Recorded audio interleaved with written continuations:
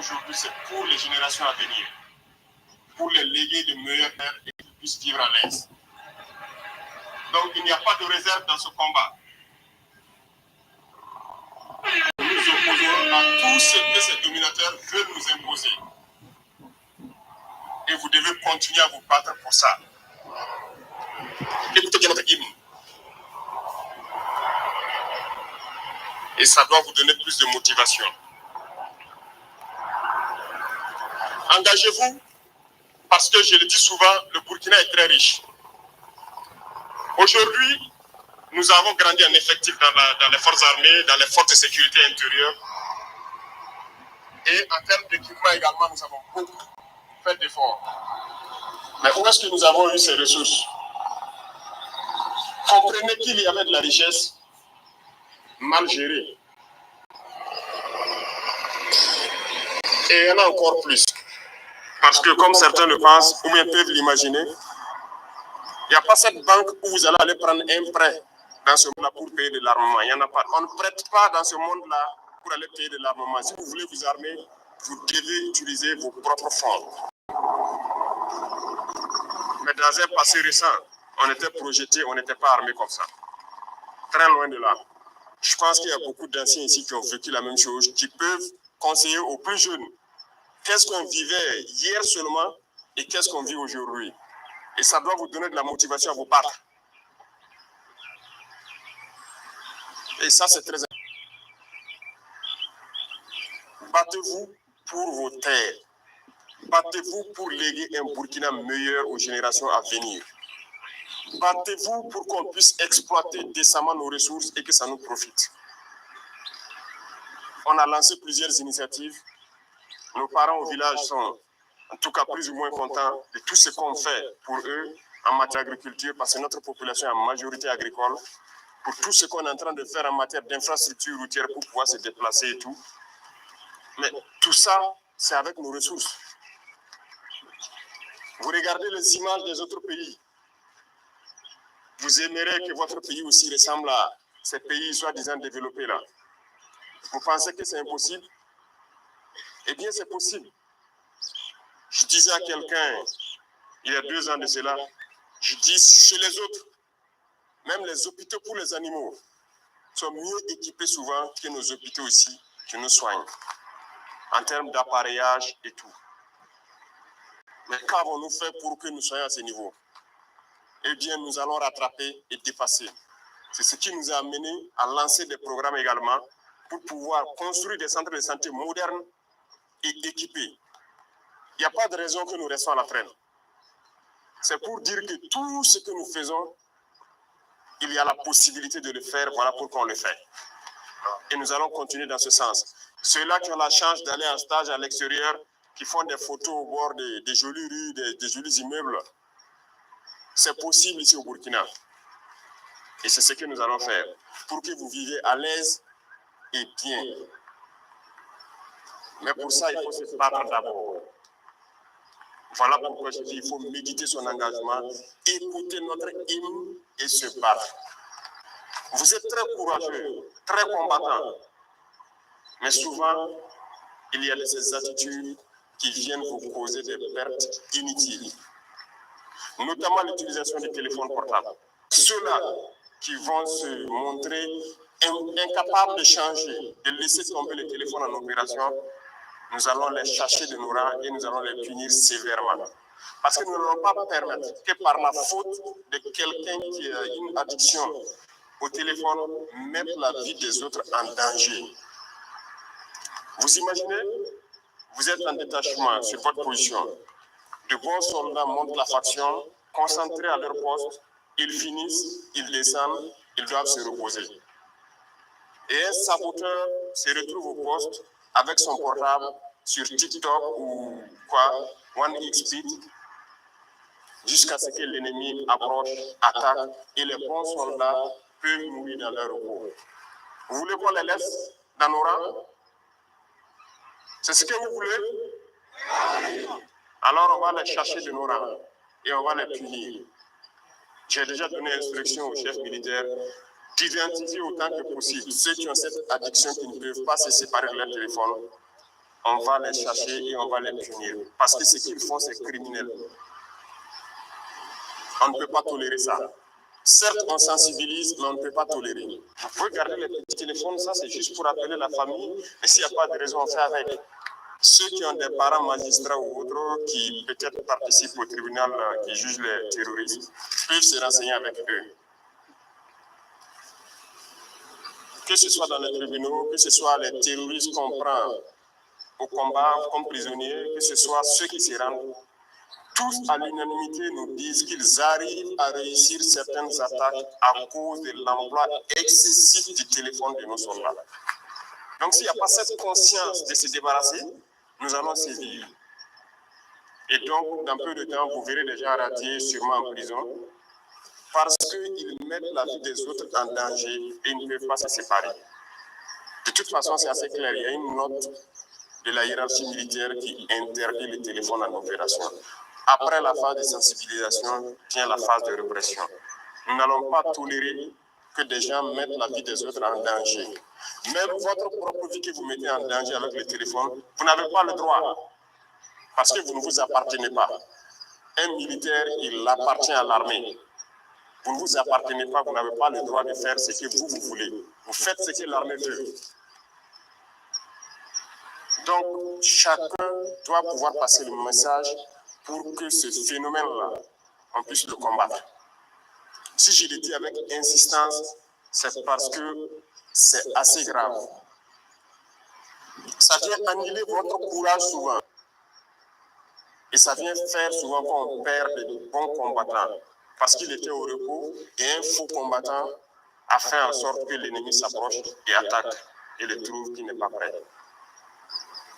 Donc combattez cet usage excessif du téléphone-là et passez le message aussi clair que je vous le passe à vos camarades.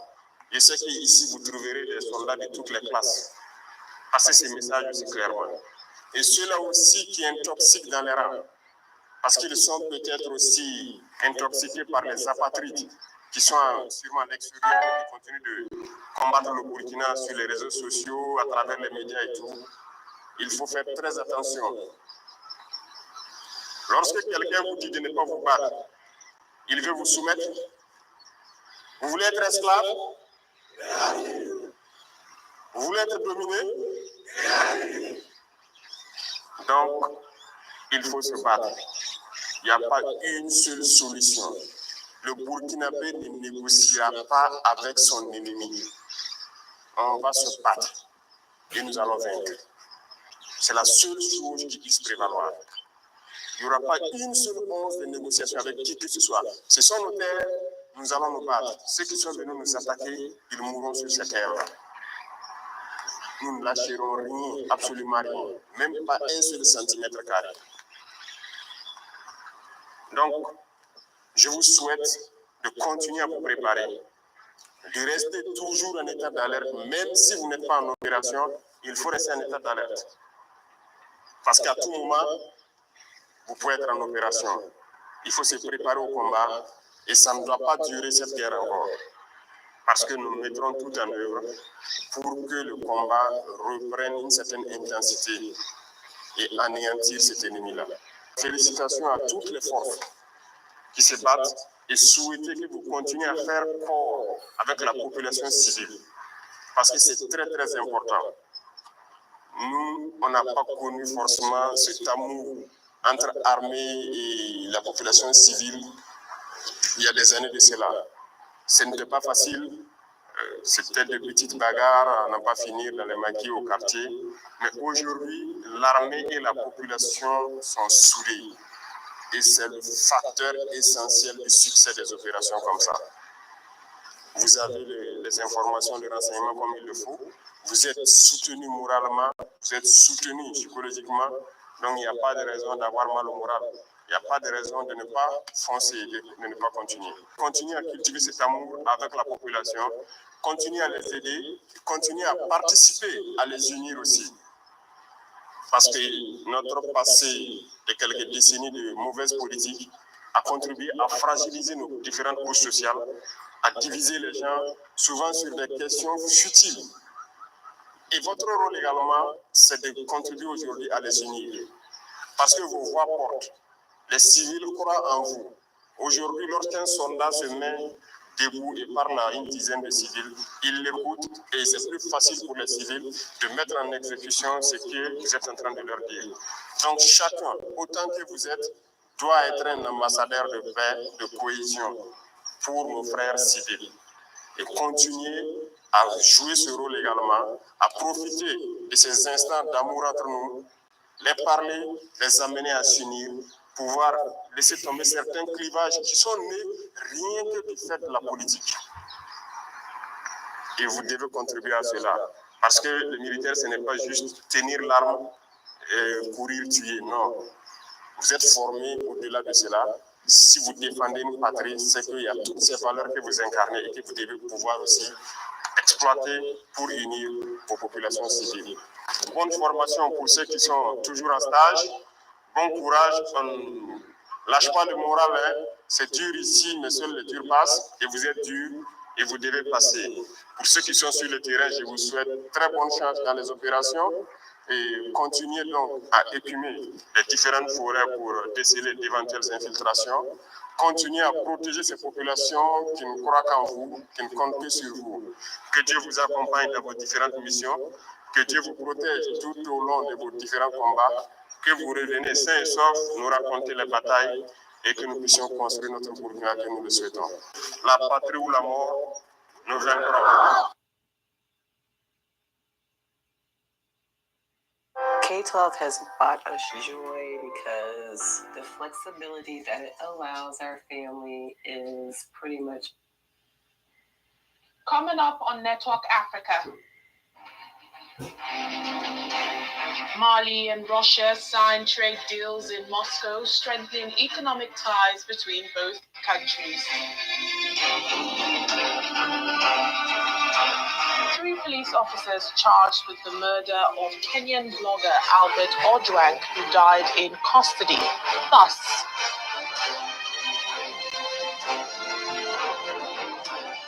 the Central African Republic issues statement on President Faustin Archange Touadéra's health, claiming he's not seriously ill.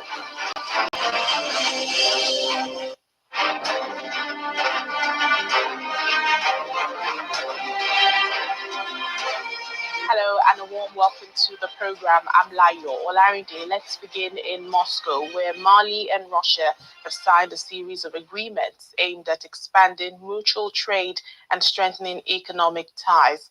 According to details released by the Kremlin, among the deals signed is a pledge for greater cooperation on nuclear energy.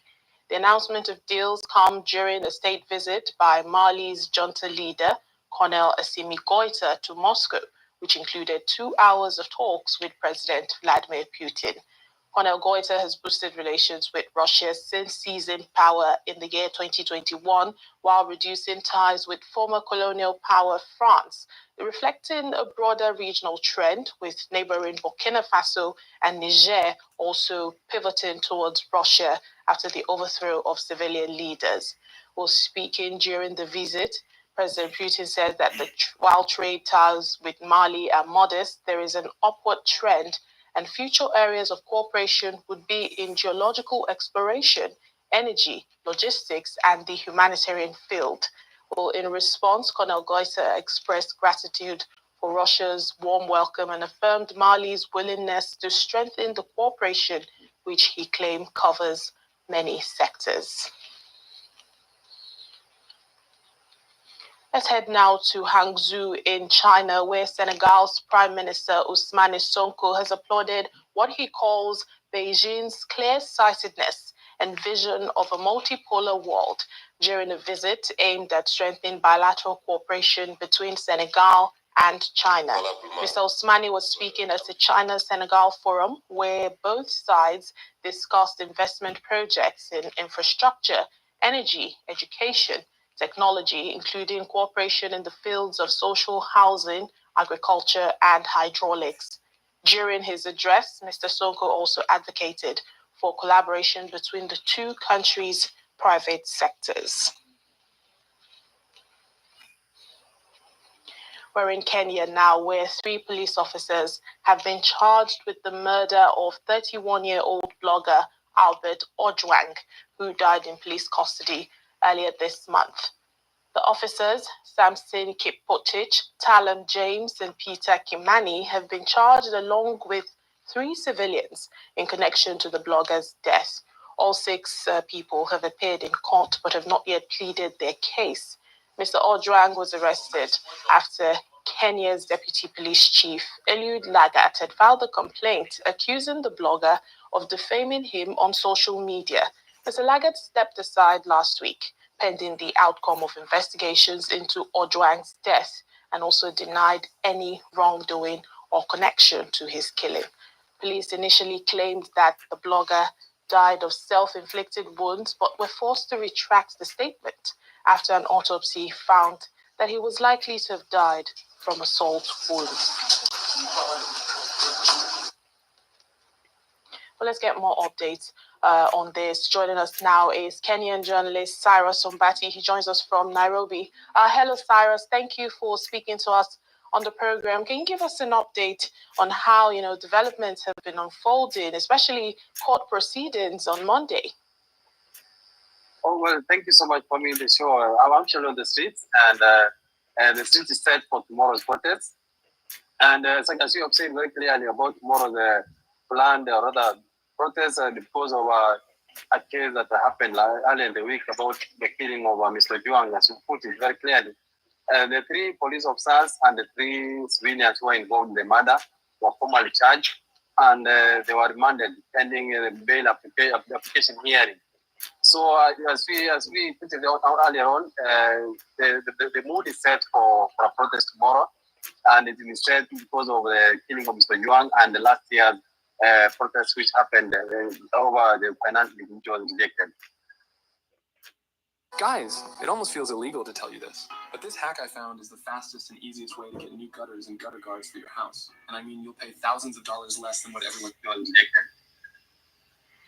Well, Kenya's Deputy Police Chief, Eliud Lagat, he had been the one who filed this complaint against the late blogger. And we've seen him step aside, and he's denied any wrongdoing in connection to the killing. Is he being investigated in this case? Yeah, he's being investigated. I don't know. Actually, as we speak now, because the investigating agents, which is the Independent Policing Oversight Authority, they submitted their report to the prosecutor and saying the people who are responsible for the murder were the 6 guys who are charged today. So as it stands, as much as Mr. Lagat was a person of interest then, but as it stands now, he's not. You cannot say he's involved in the thing now for now. And in light of these police officers being charged, how is the victim's family responding to these developments, and also the general reaction from Kenyans who have been on the streets protesting? Well, the family was in court today alongside the prosecution to witness the prosecution of the 6 guys who are involved in this murder. And you could see the emotiveness in them, the sorry face, because Ojwang was the only son in the family. And that's why it has elicited so much anger among Kenyans. Then the Kenyans that's what they have. I told you earlier on, Kenyans are angry because of this murder of Mr. Juang, and it came at a time when Kenyans are marking a year since we had a very brutal, rather violent protest last year to oppose a finance bill which was being pushed then. Indeed, Cyrus, and Nairobi has seen a barrage of protests this week, and that's from the death of this blogger. And last week we also saw this protest led to the shooting of another civilian, a street vendor who was shot at close range. What is the update on his health and also the arrest of that police officer? Well, the vendor is in hospital in a cabbage state because the bullets went through his ear, the brain, and part of the sharpness kind of stuck in the brain. So the doctor said, in as much as in his ICU is in a bad state, even if he recovers, as according to the doctors, he can't remember many things, so he lost so much in terms of memory. Then the policemen who were involved in this thing, they were taken to court and they held for 2 weeks pending further investigation. So we wait to hear what comes. All right then, Cyrus. Thank you so much. Cyrus Mbati, a Kenyan journalist in Nairobi. Thank you for your time. Thank you for me to show. Officials in the Central African Republic are reassuring the public and its citizens that there is no cause for alarm on the health of President Faustin Assange Touadera. Authorities have issued a statement saying the president is not seriously ill, but simply took advantage of a scheduled trip to carry out a medical checkup. Reports say President Touadera has been in Belgium since Saturday for an emergency medical treatment in a hospital in Brussels after being evacuated from Bangui on a private medical jet. CAR opposition politician Martin Ziguele says the head of state's health is a matter of national interest, calling for transparency on the well-being of the president. In neighboring DR Congo, a fresh humanitarian crisis is unfolding in Bukavu, in South Kivu province, where over 100,000 residents have been left without access to drinking water. The interruption began on June 20 when unidentified armed men intimidated staff at the water source in Mazigiro, forcing them to shut off the water supply valves. Interim Director of Regideso in South Kivu, Mudembi Nweze, says the situation is critical, and if reservoirs are not supplied, neighborhoods like Muhungi, Mbanzi, and Shayi will remain without water. The shutdown of the Mazigiro water catchment area has left families struggling amid the dry season and a resurgence of cholera, even as locals have resorted to unsafe natural springs to meet their daily needs, filling their canisters from makeshift sources. According to the international organizations, more than 50% of Congolese lack access to safe drinking water, contributing to frequent outbreaks of waterborne diseases such as cholera, dysentery, and typhoid fever. Amid the escalating tensions in the Middle East, leader of the Economic Freedom Fighters in South Africa, Julius Malema, has slammed Israel and countries he calls Western imperialists for their role in the global conflicts and domination of African countries. At a ceremony in Vryheid, Mr. Malema warned Israel that the world is watching and cautioned that history will judge it harshly for its military actions in the Middle East. He further hails the president of Burkina Faso, Captain Ibrahim Traoré, who he said took power not out of greed, but out of an urgent need to liberate his people from what he calls the clutches of neocolonialism and foreign military domination. Mr. Malema's remarks come following U.S. airstrikes on 3 nuclear facilities in Iran and over a week of intense air war between Tehran and Tel Aviv. As a nurse, you give 100%. At Post University, our 100% online nursing programs are 100% on your schedule. Apply now to go from RN to BSN in as little as 12 months. Learn more at post.edu. Here's how to never have to worry about money after a car accident. Listen, if you have been in a car accident in the past year, even as a passenger, Tehran and Tel Aviv. Yes. We say today at the funeral of our young people that our struggle is global. The pain of our children is connected to the pain of children in Palestine, where bombs are dropped on homes, hospitals, and schools. The screams of mothers in Gaza echo the cries we hear here. We say to the Israeli apartheid regime, the world is watching and history will judge you harshly. The EFF stands firmly with the people of Palestine and will never be neutral in the face of genocide. We stand in full solidarity with Iran, a country under siege from Western imperialism for choosing independence. We reject the bullying of this nation by the United States, Israel, and its allies. And we stand by their right to defend themselves by any means necessary. Let Israel finally have a taste of the devastation and violence it has perpetrated in Gaza.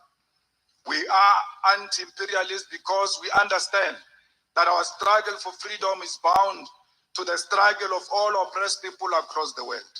As we reflect on the lives of the young people we are laying to rest today, young people whose lives were full of potential and courage, we must also lift our eyes beyond our borders and draw strength from examples of youth who are living proof that another future is possible. One such example is the fearless and principled revolutionary, Captain Ibrahim Traore, the president of Burkina Faso, who took power not out of greed, but out of an urgent need to liberate his people from the clutches of neocolonialism and foreign military domination. Traore is a living symbol of the return of revolutionary leadership in Africa. He is a young man who, like Thomas Sankara before him, has rejected Western puppet regime, expelled French troops from Burkina Faso soil, and reclaimed the dignity of his people. At only 36 years old, Traore has shown more courage and conviction than many leaders twice his age. He has put his life on the line to defend his nation's sovereignty and natural resources. He has stood firm in the face of threats from imperialist forces, and he has remained the world that Africa is not for sale. We invoke his name here today because he represents the future our young people could have. Because when we speak of the youth who died in this tragedy, we must also speak of the youth who are still standing, still fighting, and still changing world. Captain Traore is one of them. Welcome back to the program. We continue in Sudan, where the World Health Organization's chief, Dr. Tedros Ghebreyesus, has condemned an attack on a hospital which has seen more than 40 people killed, many of them children and medics. He describes the attack as appalling. Dr. Ghebreyesus wrote on his X page saying, "Attacks on health must stop everywhere." The Rapid Support Forces, RSF, blames its opponent, the Sudanese army, for attacking the hospital, or the army is yet to comment on this allegation. Al-Mujlad Hospital was struck on Saturday and is located in West Kordofan State, close to one of the front lines where Sudan's warring parties are fighting in the conflict that is now in its third year. Top United Nations officials in Africa have commended Somalia for the progress it has made so far in rebuilding its institutions and economy after more than 2 decades of conflict and instability. At the launch of the Somalia Sentinel Vision 2060, CV 2060, the Executive Secretary of the UN Economic and Social Commission for Africa, ECA, Favour Gatete, also underlined the world body's support to Somalia's future plans. Back in January 2023, Somalia's President Hassan Mohamud announced that the country would develop CV 2060 as the foundation for the country's future development path, guiding all future development, planning frameworks for building essential national institutions for recovery and reconstruction, even as the country dealt with weak institutional capacity, fragile security, and complex politics, all of which have constrained economic recovery and reconstruction. We are convening today against the backdrop of the deeply uncertain world marked by climate volatility, geopolitical conflict, and economic instability. And Africa in particular, acutely feels these shocks. But what do nations do when faced with adversity? Some wait, others forge ahead. And today, Somalia has chosen the latter approach. Through the Centennial Vision 2060, the country is reclaiming its voice, rewriting its story, and reinventing its future with collective resolve. The UN country team is aligning its own development programming with this vision and with the plan to our upcoming cooperation framework, focusing on the areas of transformational governance. Agility to resilience and from recovery to a prosperous future bicentenary I wish to reflect briefly on another African renewal story, the story of my country, Rwanda. Even before the genocide, infrastructure was rudimentary, access to quality education and health was limited, and economic productivity was stifled by huge informal sector and aid dependence. Thereafter, the government embarked on a long journey to rebuild the country from emergency phase to reconstruction and reconciliation to sustainable development. And in less than 3 decades, the country transformed itself into one of Africa's most compelling examples of post-conflict development driven by shared vision, discipline, and inclusive leadership. It is important to stress that Rwanda's success did not come from chance. It was a product of a long-term strategic planning, institutional reform, and unshakable commitment to people-centered development. Within a short time, measure of progress had been recorded in governance, health, education, and infrastructure. Somalia, too, possesses that same potential. So why not Somalia? And why not now? My neighbor got his life back in 3 days. Me? It took a lot longer. I came home and the window was busted in. Glass everywhere. Door wide open. Whole place flipped upside down. They took my laptop, the watch my grandfather gave me, even...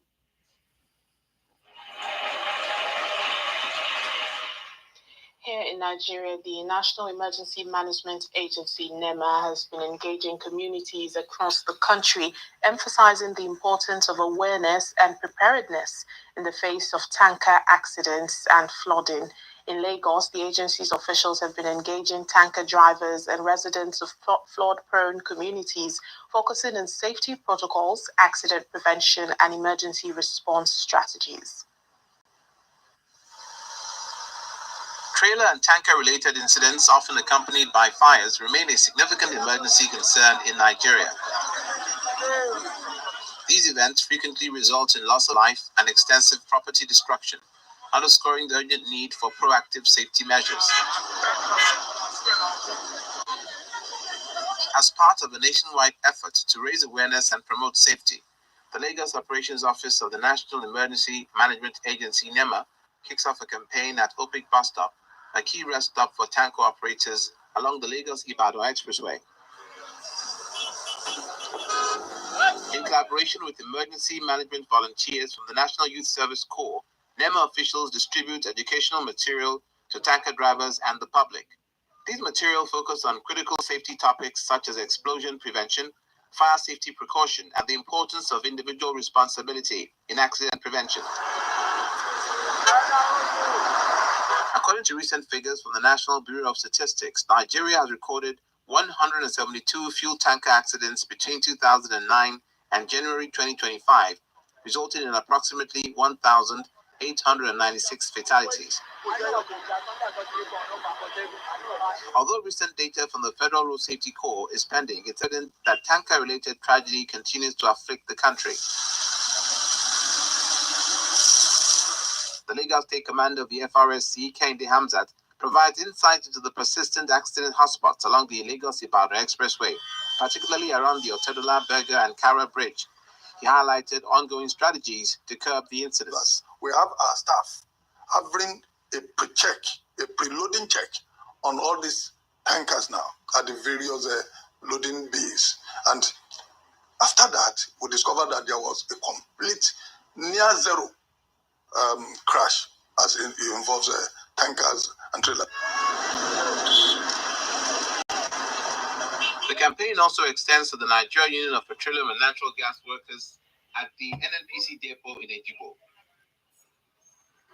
Union members receive briefings on road safety, fire prevention, and community-level risk reduction strategies, emphasizing a collective responsibility to improve. Nous sentons nous bénis parce que nous avons suivi l'émission matin. Nous voyons c'est pas la même chose parce que chaque émission est venue dans une façon différente. Moi, salue nous encore, qui t'attendent nous, qui t'écoutent nous.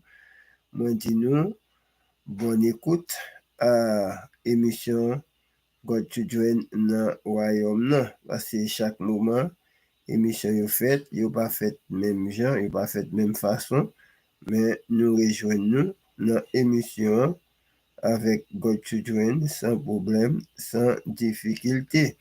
Bon Dieu va bénir nous, il va protéger nous en abondance. Parce que c'est émission God Children qui vous fait nous rejoindre nous dans le wayom. Bon Dieu bénit nous, bon Dieu remet nous. Tout fanatique Nigeria, fanatique Africa, nous sentons nous réjouis avec nous, sans problème, sans difficulté dans le royaume.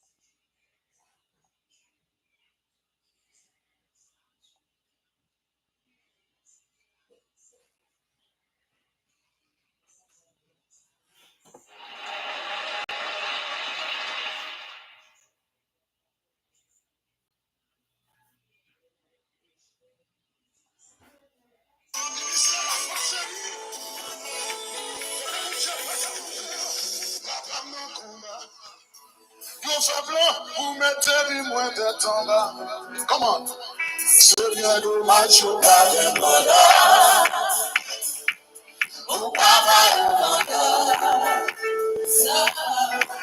Papa no combat.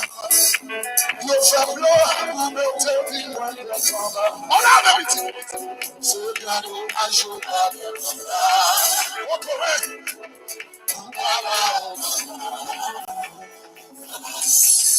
C'est vrai dans ça. Pour prier, pour jeûner, pour les bons soldats. Parce que je suis dans ça. Que je suis dans Papa no combat. Yo fablo, vous mettez loin de combat. Oui, bébé. Ce cadeau a joué à bien combat. Bébé, vous allez chérir. C'est vrai dans ça.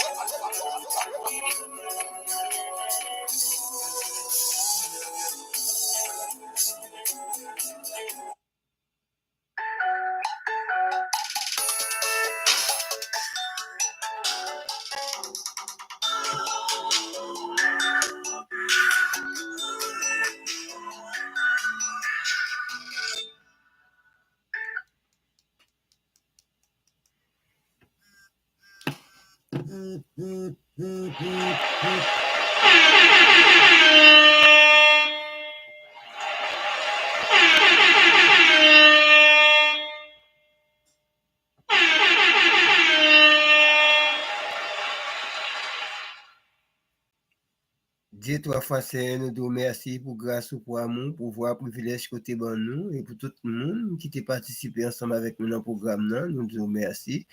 On va bénir tout le monde qui t'a assisté nous, tout le monde qui t'a attendu nous et tout le monde qui t'a remis le programme nous et tout le monde tout qui va assister vidéo ça, qui va ça le faire à programme God Children, toi pour voir les pères, les fils et les Saint-Esprit et la bonne nouvelle du royaume. Nous connaissons la bonne nouvelle qui passe par God Children dans le royaume. Non? À chaque moment nous faisons une vidéo, nous la gueule pour le peuple là, nous connaissons tout le peuple là capable de bénir à travers la vidéo God Children dans live là. Nous dit tout fanatique YouTube, TikTok, WhatsApp, Instagram, Facebook, fanatique l'univers, nous dit nous bonne écoute et bye bye pour une prochaine vidéo comme ça encore et tout prophète, tout BAG, tout Africa, côté dans tout quatre pays qui attendent nous, nous disons bye bye, bonne écoute pour une prochaine occasion que nous va rencontrer pour une vidéo comme ça encore. Nous prions dans notre pour voir les pères, les fils et les Saint-Esprit qui vit qui règne au siècle des siècles dans le royaume. Merci, merci, merci tout le monde qui t'a attendu nous, tout le monde qui t'a assisté nous, nous dit nous une prochaine vidéo encore, nous va rencontrer dans le royaume sans problème, sans difficulté, dans le royaume. Bon Dieu bénis nous, bon Dieu remet nous. Restez avec la paix.